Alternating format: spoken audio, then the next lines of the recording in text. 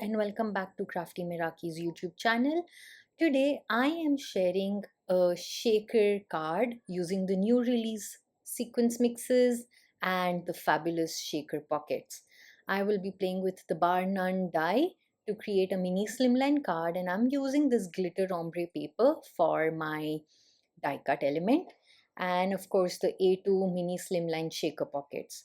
So I have a mini slimline card base which I started off with 7 inches by 6.5 inches and scored it at 3.5 along the 7-inch side.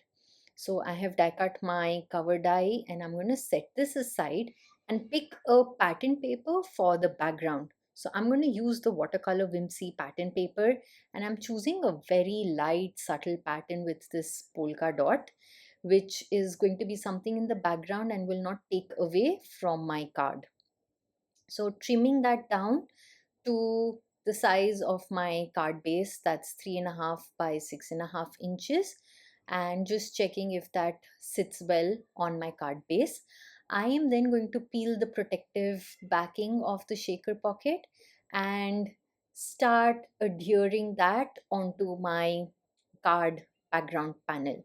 So just folding over, removing the tape backing, I am going to just line up my card panel piece along the border right in the center and turn that around and just fold over 3 sides of the shaker pocket. So I'm going to fold over 3 sides, and that creates a nice shaker pocket element. And with this, it is just so simple and easy to create shaker cards now. So you can use any die, any pattern paper, any stamped elements to create A2 sized and mini slimline size shaker cards with this. Just removing the tape adhesive backing and then folding over, I have my pocket all set and ready. And for this card, I am going to mix up a couple of the new sequences, the fancy fluttered sequence mixes with the butterfly and other elements. So I'm going to use white, I am going to use the blue, the black and the green to create a little multicolored shaker element for me right here.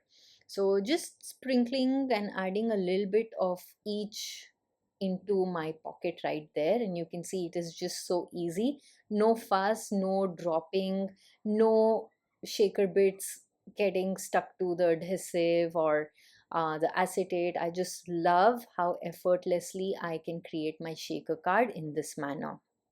So once I have all the bits in there, I am going to turn over and adhere that final flap so that my shaker pocket is all closed and ready for me to assemble the rest of the card. So I am going to first adhere this now onto the card base. So I'm just using some double-sided sticky red tape here, and I am going to use that just so that my entire element is firm and adheres well onto the card base and nothing is falling off. Definitely there is a little bulk with the pocket, but that just adds to the dimension of this card.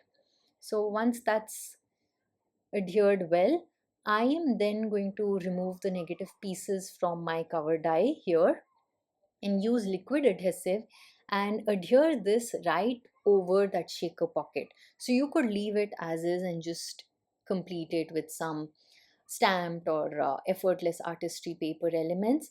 However, I think the contrast of the green and the glitter just adds so much, and it looks so beautiful, almost as if it's a see-through window of shaker elements. So I quite like doing this, and that's the reason why I decided to add this extra bit. And then all the elements are going so well with my glitter element right there. I'm going to use the Luna butterfly die, so I'm just cutting some of the layers on white cardstock and some on the black cardstock. And I have used sentiments from Gilded Expression stamp set. I have also brought in the Butterfly Bliss effortless artistry paper to die cut some extra butterflies to add to this card.